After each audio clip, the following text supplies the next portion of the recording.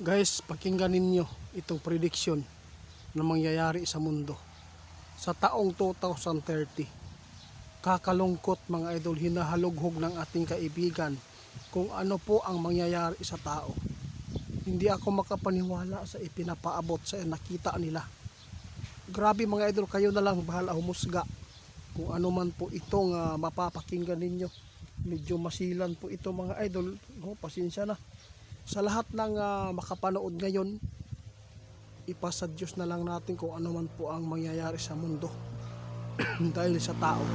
Mga idol, maging matatag ka at piliin mo na gumawa ng kabutihan.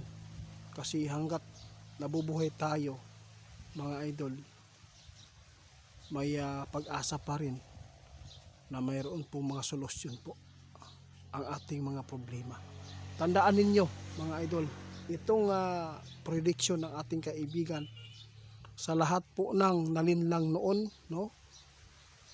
Hinulaan po ng ating kaibigan ngayon mga idol. Grabe itong prediction na mangyayari sa taong 2030 hanggang pataas. Naku, kaibigan, ikaw na lang bahala. Ito daw ang mangyayari mga idol sa taong 2030. No? Napakaraming magkakaroon po ng matinding sakit. Doon ninyo malalaman mga idol na grabe pala ang kanilang ginawa sa tao. Nababahala si kaibigan mga idol. Ang yayaman dito, ang malaking kita dito, yung mga imbalsamador dito mga idol, yung may-ari, no, na gumagawa ng kabaong, sila po. Ang prediction ng ating kaibigan mga idol, masilan dahil sa panlilinlang nila noon sa tao. Tapos ngayon manlilinlang na naman uli. Mayroon pang mga malalaking tao na nagpapaabot na ito po ang panawagan nila ay ikakabuti daw ito para hindi ka madapuan ng, alam nyo na po kung anong ibig sabihin ko. Prediction ng ating kaibigan sa 2030, ang mga may-ari ng morgue ay siyang yayaman lalo. Bakit po ninyo nasabi yan kaibigan?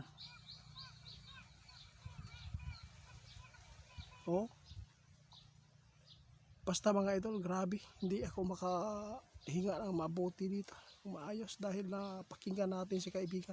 Hinulaan po niya sa 2030 mga idol. Marami pong mga tao na masamaang mangyayari. Hindi ko masyado mga idol yung salita natin dahil marami tayong mga nalabag sa guideline sa YouTube, no? Kaya slight lang, no? Kaya sa lahat ng makapanood, pakinggan po inyong prediction ng ating kaibigan. Hanggat hindi pa tayo lubos na humihina ating pangangatawan, kumain tayo ng masustansyang pagkain ngayon, mga gulay. Hindi tayo puro ng mga mataba o mantika. Dahil kapag nalagyan ka noon ng panlilinlang nila, mas lalo kang hihina. Maganda kumain ng mga gulay mga idol. Ito po ngayon ang babala na ating kaibigan para hindi ka maisama sa taong 2030. Dahil nakita ng ating kaibigan dito sa mundo na ito po ang mangyayari sa tao. Dahil napakarami pong mga nalinlang noon. Milyon.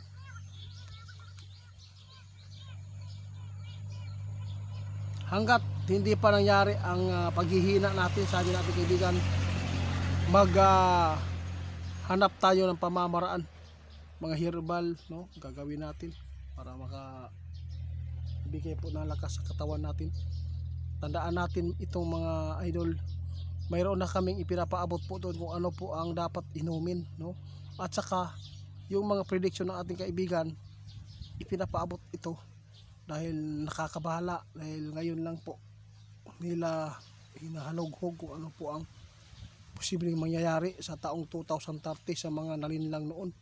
Ito ang sinabi ng ating kaibigan, yayaman po lalo ang nagkaroon po ng morgue. At yung may mga cemetery na mga may-ari, mga idol, dahil sa taong 2030 hinulaan o prediction na ng ating kaibigan na yun pong target na marami pong sabay-sabay na magkakaroon po ng hindi maganda sa kanilang buhay. Grabe mga idol, no? Sa taong 2030 talaga na doon na talaga maramdaman ang mga ginagawa ng mga tao sa atin.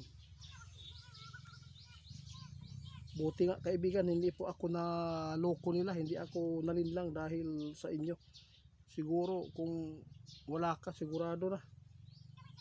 Oo. Sige, salamat guys. Pasensya na kung yun po ang prediction ni kaibigan, no? Grabe, hindi ako makapaniwala na posibleng, no? Nalungkot ako guys. Posible daw na sabay-sabay ang tao magkakaroon po ng hindi maganda na mangyayari ngayong 2030 dahil sa mga ginawa ng mga demonyong tao. Nakakalungkot itong impormasyon.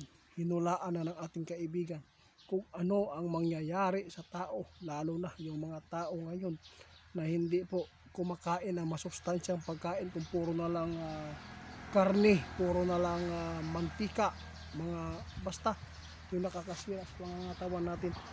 Hanggat hindi pa sana huli ang lahat, yun po ang sinabi ng ating kaibigan, mayroon pong mga pwedeng panglaban po doon na tanggalin po ang nasa loob ng ating katawan.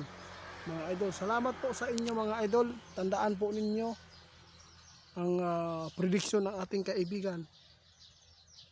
Grabe, sobrang napaka sama, masilan.